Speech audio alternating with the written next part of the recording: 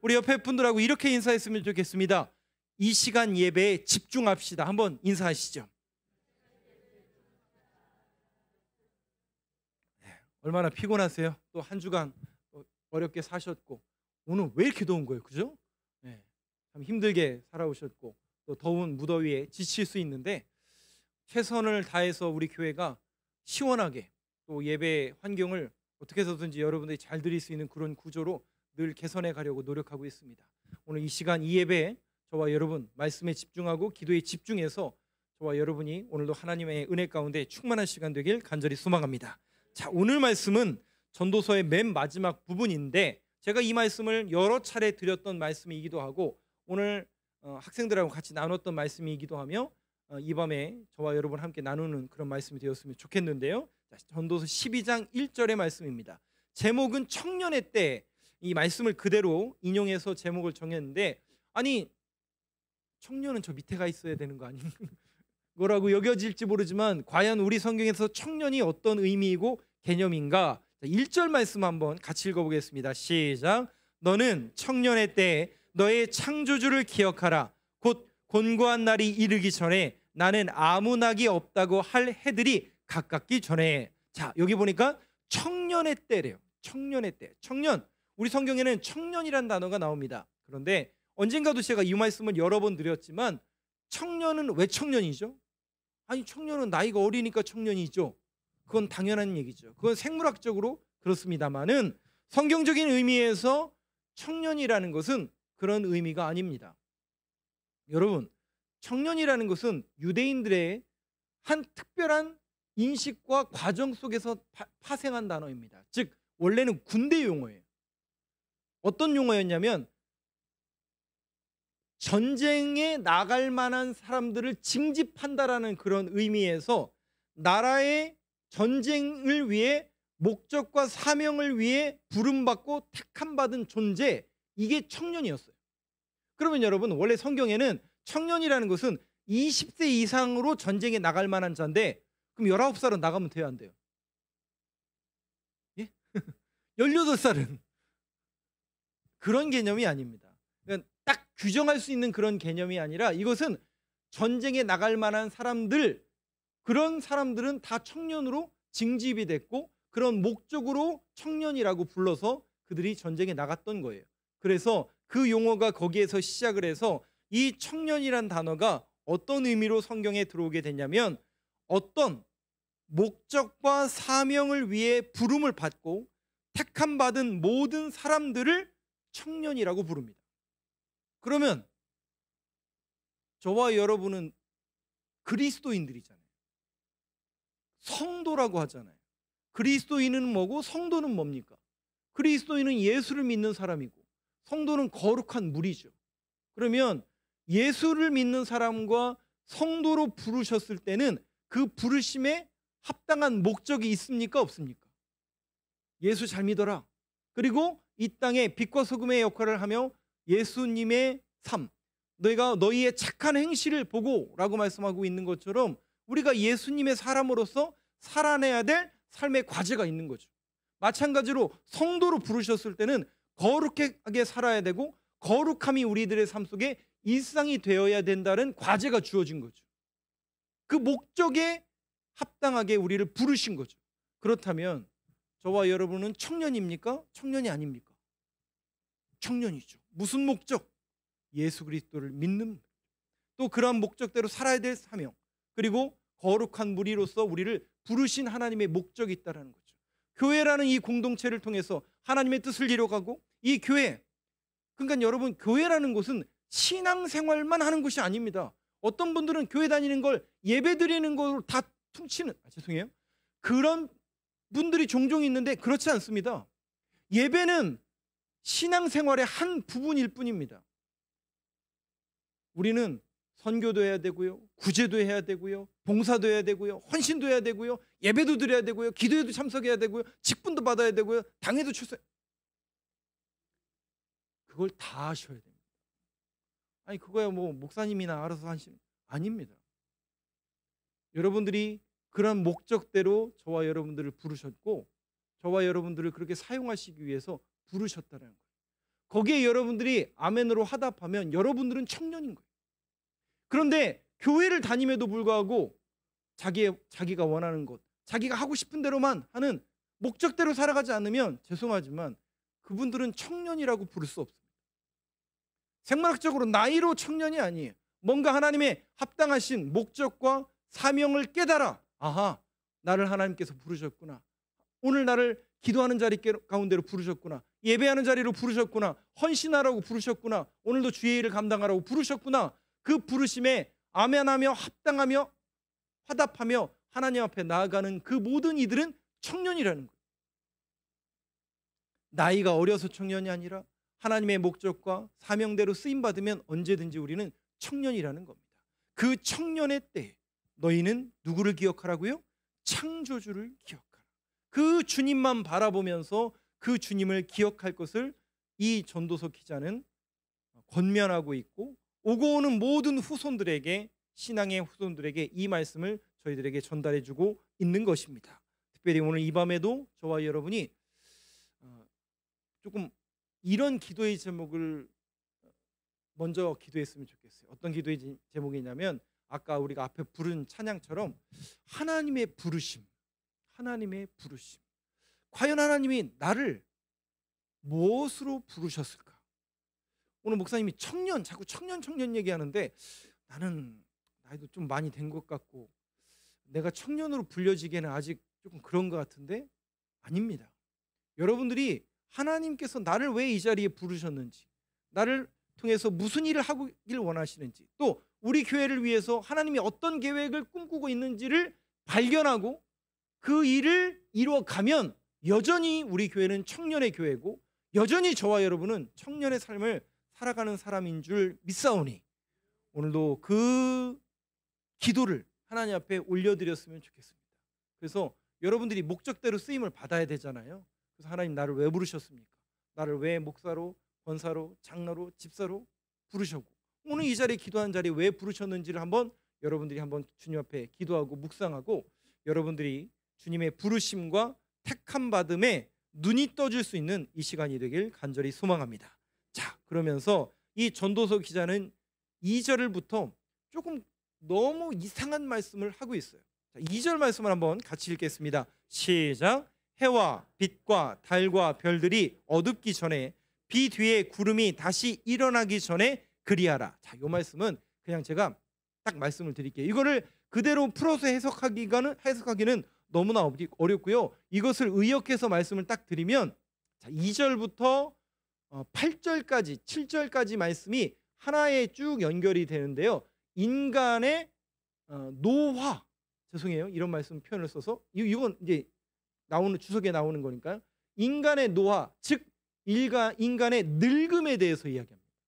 그러니까 여기 보니까 해와 빛과 달과 별들이 어둡기 전에, 그러니까 인간의 해가 진 거예요.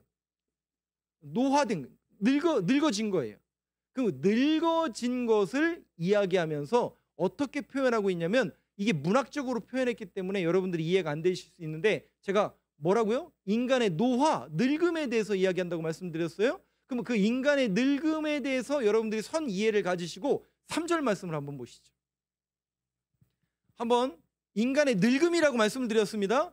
그러면 3절을 한번 같이 읽겠습니다. 시작. 그런 날에는 집을 지키는 자들이 떨 것이며 힘 있는 자들이 구부러질 것이며 맷돌질하는 자들이 적음으로 그칠 것이며 창들로 내다보는 자가 어두워질 것이며. 자, 이 말씀을 어떤 선이해를 가지시라고요? 인간의 늙음에 대한 선이해를 가지고 자, 이 말씀을 이해해 보세요.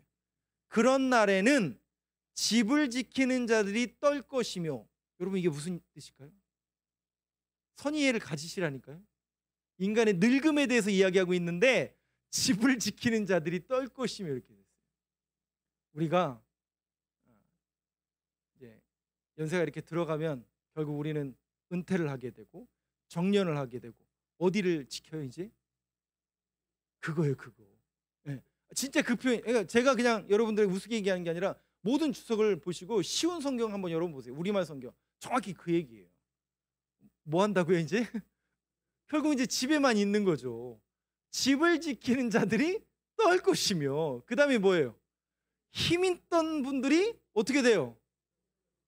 자연스럽게 구부러질 것이며, 그 다음에 맷돌질 하는 자들이 무슨 뜻일까요? 맷돌질 한다는 게 무슨 뜻일까요? 그래요. 장로님 얘기하시네요. 이빨이 없어서 못 씹는 거를 의인화한 겁니다. 맷돌질한 거, 비유한 거. 아니, 제 표현이 아니라니까요. 쉬운 성경이나 우리말 성경 보면 다 그렇게 나와요. 그러면 창들로 내다보는 자는 어두워질 것이면 무슨 얘기예요? 그쵸? 안 보이는 거예요, 이제. 그러니까 이해가 돼서 이제 이 말씀이? 그러니까 인간의 늙음에 대한 선이해가 없으면 이 말씀이 그냥 이해가 안 되는데, 그 얘기예요, 그 얘기. 4절도 한번 볼까요? 4절도 한번 같이 읽어보겠습니다. 시작. 길거리 문들이 닫혀질 것이며 맷돌 소리가 적어질 것이며 새 소리로 말미암아 일어날 것이며 음악하는 여자들은 다 쇠하여질 것이며. 이게 여러분 굉장히 노래 가사로 이렇게 잘 의역해놔서 그렇지, 써놔서 그렇지, 죄송하지만 딱 두 가지예요. 인간의 늙음으로 인해서 안 들리고 안 보인다는 그 얘기예요. 그거를 시어로 이렇게 해놓은 겁니다.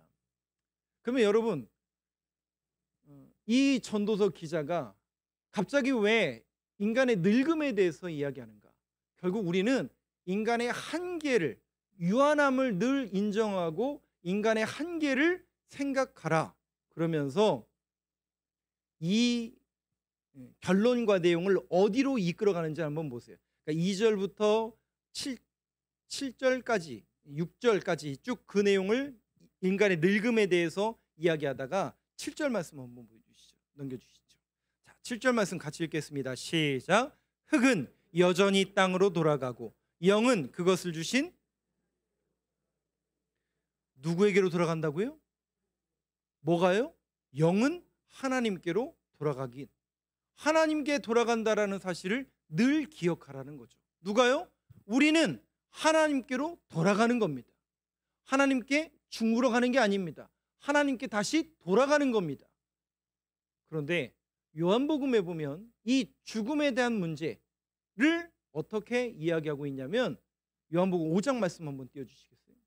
29절 말씀입니다. 한번 같이 읽겠습니다. 시작. 선한 일을 행한 자는 생명의 부활로, 악한 일을 행한 자는 심판의 부활로 나오리라. 놀랍게도 선한 일을 한 사람이든 악한 일을 행한 자든 다 부활하는데, 어떤 이는 생명의 부활로, 어떤 이는 심판의 부활로. 즉 이것은 무엇을 의미하냐면 항상 우리는 유한한 인생을 살아가며 죽음을 염두에 둘 것을 이야기합니다. 여러분, 제가 죽음이라는 얘기를 여러분들한테 이렇게 논하면 나이도 어린 목사가 무슨 죽음이냐, 저는 정말 우리 교회에 와서 감사한 것 중에 하나가 장례를 많이 치른 겁니다. 세상에 여러분, 제가 올해 나이가 40대 이제 말을 향해서 가는데, 이 2023년을 저와 동시대에 살아가는 그 수많은 목사님들, 또 저와 같은 연배에 있는 사람들 가운데 대한민국에서 저보다 장례식 많이 간 분이 몇 명 있긴 있겠죠. 뭐 거기서 근무하는 사람 그럴 수도 있고, 저보다 더 많이 드린 사람도 있겠지만 저는 아마도 제일 많이 드린 사람 중에 하나일 겁니다. 그럼 저는 항상 죽음에 대한 이 사건이 먼 내용이 아니었어요. 그리고 올해는 특별히 2023년에는 장례가 유난히 조금 많이 나고 있잖아요. 그러면 제가 장례식에 갈 때마다 어떤 마음일까요? 왜 네 마음이니까 어떻게 하냐라는 표정이시지만 죽음이 먼 이야기가 아니다라는 사실을 늘 깨닫습니다. 그러면서 제가 느끼는 게 뭐냐면 너무 감사해요.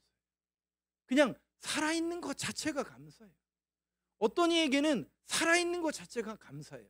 제가 그 화장터를 가면 완전 클라이막스죠.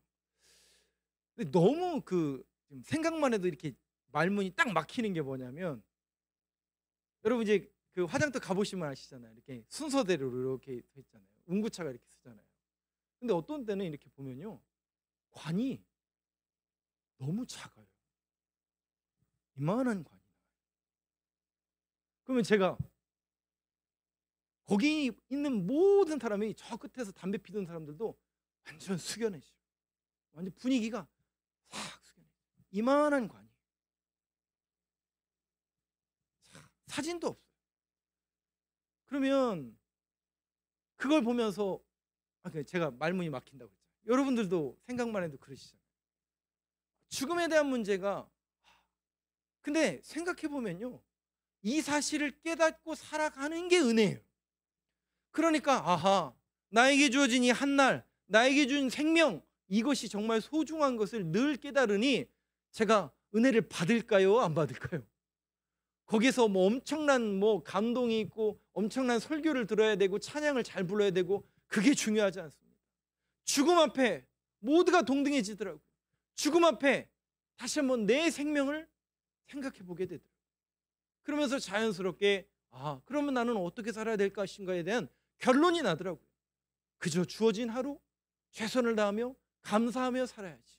마찬가지로 이 전도자의 고백이 뭐냐면, 뭘로 이끌어가냐면 결국 죽음으로 이끌어가요.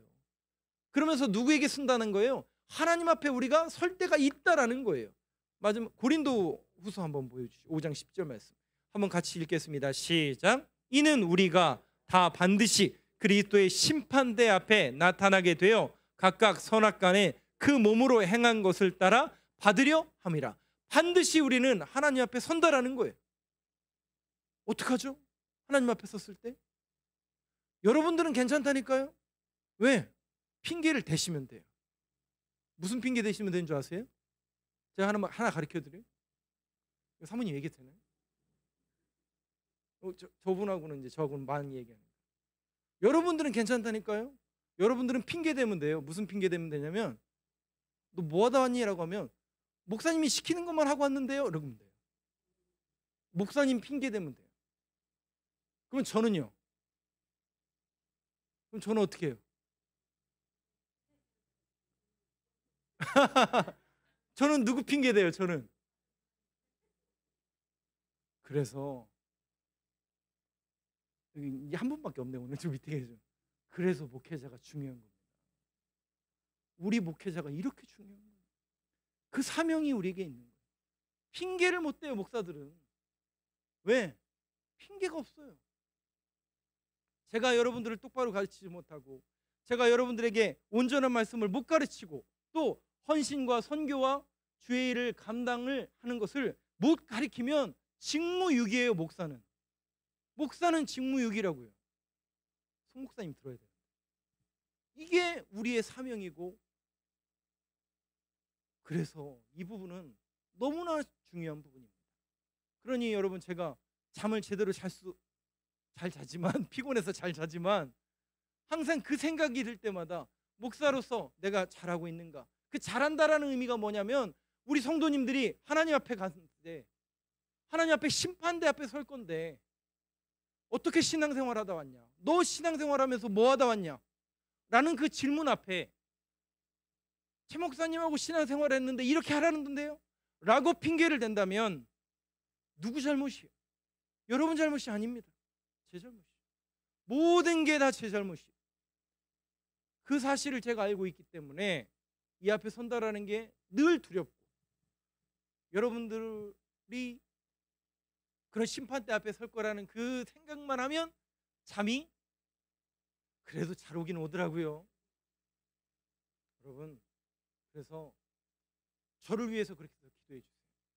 적어도 우리 교회 목사님이 올바른 가치관을 가지고 올바른 말씀을 선포하고, 또 하나님의 뜻에 합당한 그 사역, 또 그런 교회, 또 그 일을 이뤄가는 목사로 여겨지고 쓰임받고 계속 그렇게 할 수 있도록, 사역할 수 있도록.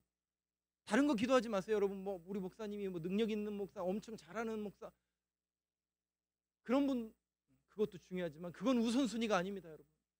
저의 모든 우선순위는 우리 성도님들을 제대로 가르치는 거예요. 그리고 제대로 양육하는 겁니다. 그래야만 제가 부끄럽지가 않다. 하나님 앞에 설 텐데 부끄럽지가 않다. 이 고백을 뭐 하라는 거예요? 전도자가 맨 마지막 장에 일부러 넣은 거예요. 늘 기억하라는 거죠. 뭐를 기억하라는 거예요? 죽음을 기억하라는 거예요. 마지막 때를 기억하라는 거예요. 우리 신앙인들이 그러한 하나님 앞에 심판대에 선다라는 그 마음만 있다면, 여러분, 우리가 이 땅과 이 시대 속에서 그래도 적어도 뭔가 다른 삶을 살아가지 않을까요?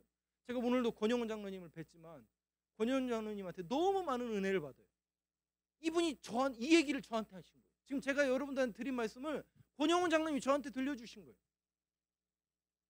그래서 너무 감사한 거예요. 그분이 잠을 못 주무시겠대요. 왜냐하면 하나님께서 부르실 날이 얼마 남지 않은 것을 본인이 알겠는데 과연 하나님의 심판대 앞에 서서 내가 어떤 답변을 할 수 있을까? 여러분들은 생각해 보셨나요? 그럼 목사인 저는 그 책임이 있는 거죠. 오늘 이 밤에 저와 여러분이 함께 기도하면서 또 신앙인으로서 이 정체성, 하나님 앞에 선다라는 이 정체성 잊어버리지 않는 저와 여러분이 되길 간절히 소망합니다. 그래서 인간의 유한함과 그 죽음, 그럼 그걸로 끝나는 거냐? 그렇다면 우리는 어떻게 살아야 될 것이냐? 그냥 죽는 것만 생각하며 살아갈 거냐? 그게 아니라는 거죠. 그렇다면 우리는 어떤 목적과 어떤 비전과 계획과 어떤 삶을 살아야 될 것인가를 결론적으로 이렇게 이끌어 가는데, 오늘 말씀의 9절, 8절 9절인가? 9절 10절 말씀 저하고 한 절씩 교독하겠습니다. 9절 말씀은 제가 읽겠습니다. 전도자는 지혜자이어서 여전히 백성에게 지식을 가르쳤고 또 깊이 생각하고 연구하여 잠언을 많이 지었으며,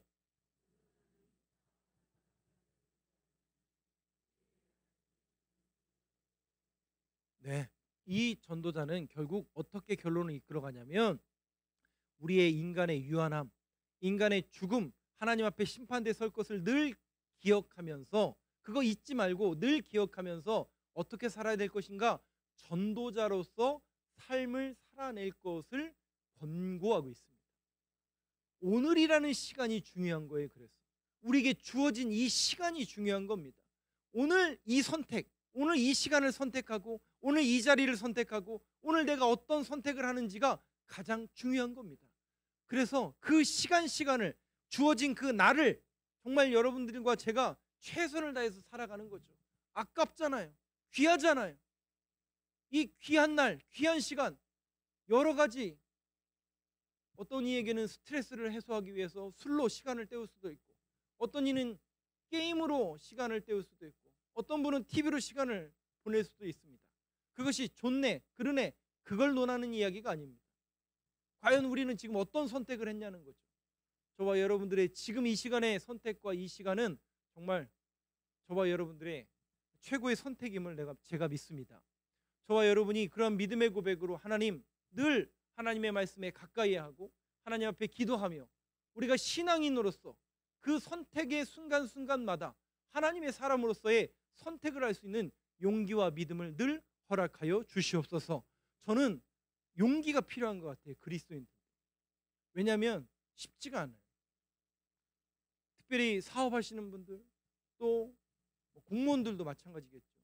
특별히 사업하시는 분들이 더 그럴 수도 있고, 또 사람을 만나고 접대해야 되는 그런 순간순간마다 얼마나 많이 우리가 흔들립니까? 그래서 믿음에는 저는 어떤 데는 용기인 것 같아요. 용기로 나아가야 됩니다. 아닙니다, 안 받겠습니다, 안 먹겠습니다, 그 자리에 안 가겠습니다 라는 그 용기가 필요할 때가 있더라고요. 쉽지 않습니다. 하루아침에 되지 않습니다. 저와 여러분이 이 귀한 시간을 통해서 찬양하고 기도하고 훈련하면서, 그러니까 제가 오늘 이 말씀을 이제 결론을 이렇게 내리고 싶어요. 결국 전도자가 이야기하고 싶은 것은 전도자로서의 삶이 가장 지혜로운 삶이고 그런 삶을 살아갈 것을 권면하고 있습니다. 저는 이제 우리가 이제 7월이 끝나고 8월이 되면 오늘 청소년부, 또 2주의 청년부, 또 그리고 우리 여름 사경회, 또 저희 지도자 영성 세미나로 기도학교를 가게 되고, 이 프로그램들을 계속 하면서 저와 여러분이 기도로 준비했으면 좋겠습니다. 우리 영성 수련회를 위해서, 여름 사경회를 위해서, 또 지도자 세미나를 위해서 여러분들이 그냥 가시면 안 돼요. 그냥 그 자리에 앉으시면 안 됩니다. 기도로 준비하시면서 그 자리에 쓰셔야 됩니다. 그래서 이 여름 시간을 통해서 저와 여러분이 함께 한 마음으로 기도하면서 이 영성 훈련을 준비했으면 좋겠습니다. 이 귀한 시간 아닙니까? 너희는 청년의 때 창조주를 기억하라. 우리에게 주신 이 귀한 시간, 물론 여러 가지 시간으로 보낼 수도 있지만 저와 여러분이 이 여름에 함께 기도하면서 함께 영성으로 말씀 듣고 기도하며 함께 이 시간을 준비하고 함께 기도했으면 좋겠습니다. 오늘 이 밤에도 함께 기도하며 나아갈 때 이런 기도의 제목을 함께 나누기를 원합니다. 기도 제목 한번 보여주시겠어요? 두 가지 기도의 제목인데요. 오늘 하나님 앞에 기도하며 나아갈 때에 하나님의 부르심을 깨닫는 우리들의 모습이 늘 되게 하여 주옵소서. 우리 교회를 위해서 함께 기도해 주실 때도요, 지도자 세미나 또 교회학교 여름 수련회 청소년부 청년부를 위해서 여러분 함께 기도해 주시길 바랍니다. 또 그리고 여름 사경회가 또 8월 말에 있습니다. 하나님 이 모든 행사 위에 함께 하시고 기름 부어 주셔서 우리 교회가 영적으로 더욱더 성숙해지고 우리 성도님들이 영적으로 더욱더 커갈 수 있는 귀한 청년의 때, 귀한 시간이 될 수 있도록 주님 인도하여 주시옵소서. 이렇게 함께 기도하는 귀한 시간 되길 간절히 소망합니다.